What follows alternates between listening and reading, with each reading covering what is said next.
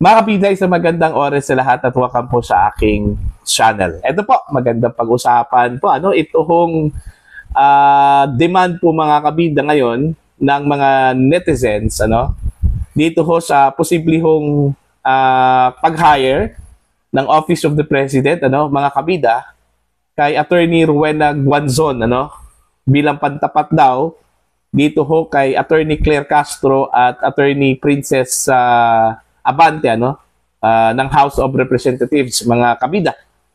Para bang ang trend po ngayon labanan po ng mga matatapang na mga spokesperson Ito hong si Attorney Rowena Guanzon po, mga kabida, matindi yung kanya hong background ho dito. Kasi dati hong COA commissioner, at the same time dating commissioner po ng Commission on Elections. Ang dami na pong pinapagalitan dito, Okay? At hindi lang po simpleng galit, nambubuli po ito, mga kabida, kapag hindi ka po nagustuhan, Pag mayroon pong mali, At saka hindi ho kalkulado yung iyong pagtatanong po sa kanya. Okay? Nambubuli po ito. Kaya nga maganda ito hong pantapat dito ho sa dalawang mga spokespersons po, mga kabida, Si Attorney Claire Castro po ng Malacanang at talagang ito hong si Attorney Princess Abante po ng House of Representatives, mga kabida. Okay? Ito hong si Attorney Abante, nakilala po ito, mga kabida, nung kasagsagan po ng campaign period, Siya yung sumagot po kay Vice President Sara Duterte nang binuli po ni VP Sara yung kanyang ama na si Congressman Benny Abante, mga kabida, sa isang political rally doon po sa Maynila. Okay? At ang sumagot po dito, sumalag, mga kabida, doon po sa pambubuli po ni VP Sara, ito hong si Princess Abante. Kaya doon po siya nakilala po. At siguro, nagustuhan po ng House yung kanya hong determinasyon, yung kanya tapang, kaya kinuha po bilang spokesperson ng House of Representatives, mga kabida. Eto, babasahin ko lang po, itong post po ni General Orlando E. De Leon, retired, mga kabida. Posted po niya 4 hours ago sa kanya hong Facebook account. Ang sabi po dito, a clamor for Rowena Guanzon as spokes of Vice President Sara Duterte. Ayan. Eto dami hong nag-share po dito, mga kabida. 2.2 thousand reactions. And then meron pong 243 comments at 46 shares. Eto, babasahin ko lang po, Ito hong ilan po sa mga comments po dito, sa post po ni General De Leon, mga kabida. Ang sabi po ni Pia Morato. Ito, kilala po ito si Pia Morato, Like. Gusto daw niya, Si Ricardo Anesito. Ang sabi po niya, we will support, sir. Okay? Si Adolfo Albalate. Ang sabi po niya, mga kabida, ayaw nyo kay Attorney Gadon. Iba yun si Attorney Gadon. Hindi ho papasa doon kay Sara yun. Okay? Tapos sabi po ni Connie Padilla, approve po. And then Remy Canon Remy Sinon Evangelista. Huwag naman ninyong pinakakabah ang mga current spokespersons. Okay? Tapos sabi po ni Leo Lim, kana, General, panington sila, ugbugnaw, ana, ha ha ha. Talaga, kasi matindi nga itong si Attorney Guanzon Okay? Kaya nga sabi ko po kanina, mga kabida, kung matatapan man po ito kong dalawa, mas triple pa yung tapang po ni Attorney Guanzon kaysa dito ho sa dalawang mga spokesperson. Magandang pantapat po ito, mga kabida, kasi ang parating subject at common denominator nitong dalawa, kanila pong mga pagharap po sa media, ito hong si Vice President Sara Duterte, lalong-lalo na po, mga kabida, sa House of Representatives. Kasi yung kanila pong kumbaga menu of the day, ito hong si Vice President Sara Duterte dahil sa impeachment.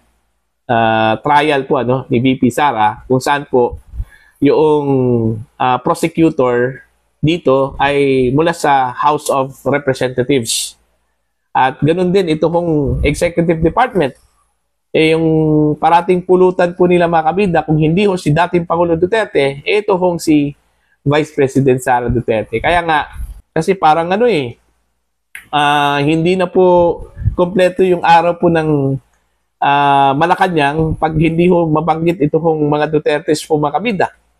Okay, siguro, naisipan po ng mga netizens na panahon na po siguro na kumuha ito hong si Vice President Sara Duterte ng kanyang sariling spokesperson po okay, para ipagtanggol ito hong si VP Sara. Kasi hindi po lahat ng panahon haharap po itong si VP Sara sa mga media, mga kabida.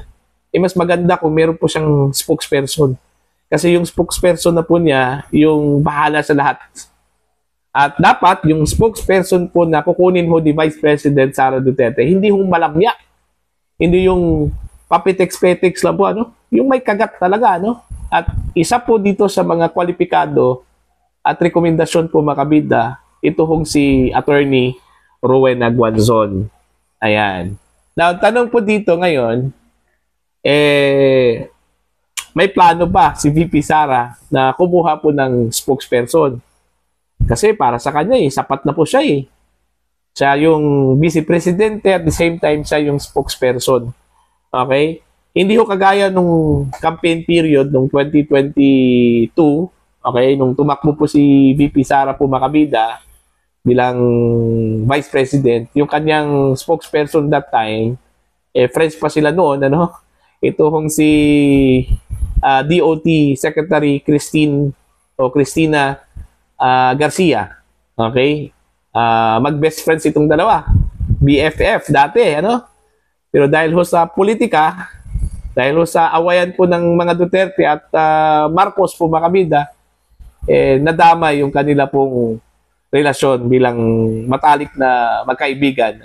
Ito hong si Cristina Garcia at saka si Vice President Sara Duterte. So, yun, naiwan. Wala hong spokesperson, sa Office of the Vice President, ito hong si VP Sara. Okay?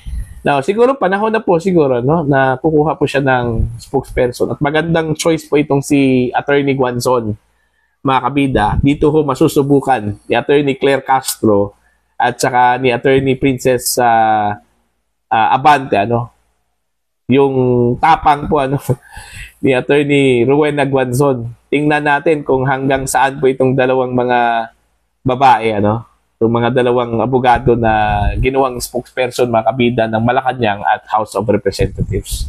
Okay? So, yun po, mga kabida. Sa palagay ho ninyo, do you think maganda bang idea, na kunin ito hong si Guanzon?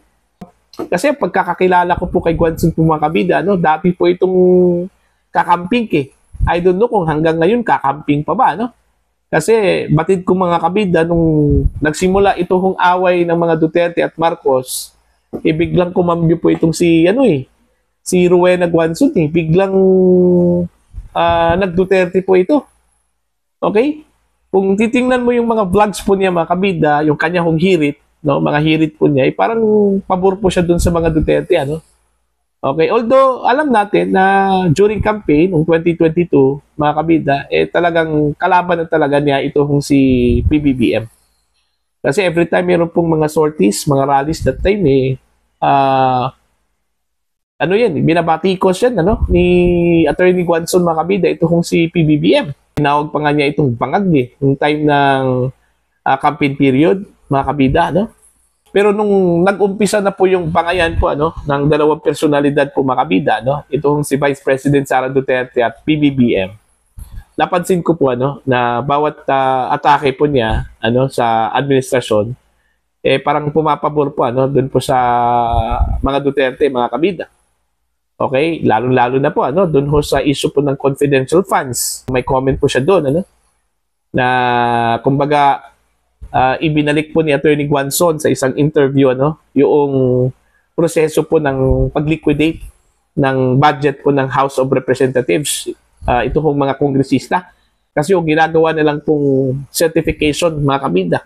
At nawala na po yung, kumbaga, normal process po, ano, sa auditing, accounting, ano, mga kabida. Yun, binatikos din yun, ano, ni Attorney Guanzon. At ito pong impeachment, ganun din yun. Binatikos din Attorney Guanzon, mga kabida. So magandang choice para sa akin kung itutuloy o may balak man ito kung si Vice President Sara Duterte na kumuha po ng isang spokesperson sa kanyang opisina, mga kabida. Again, para po sa inyo, ano po ang tingin ho ninyo dito, mga kabida? Ano? Do you think magandang hakbang ni VP Sara na kukunin ito kung si Attorney Rowena Guanzon bilang spokesperson pangtapat po, mga kabida, doon po kay Attorney Claire Castro ng Office of the President at ito kung si Attorney Princess Abante ng House of Representatives. Para po sa inyong comments, you can comment down. Sa mga hindi pa po subscriber sa aking channel, please subscribe. Just click the subscribe button, click the notification bell, click all para updated po kayo sa aking mga uploads. Maraming salamat po sa inyong lahat, mga kabida.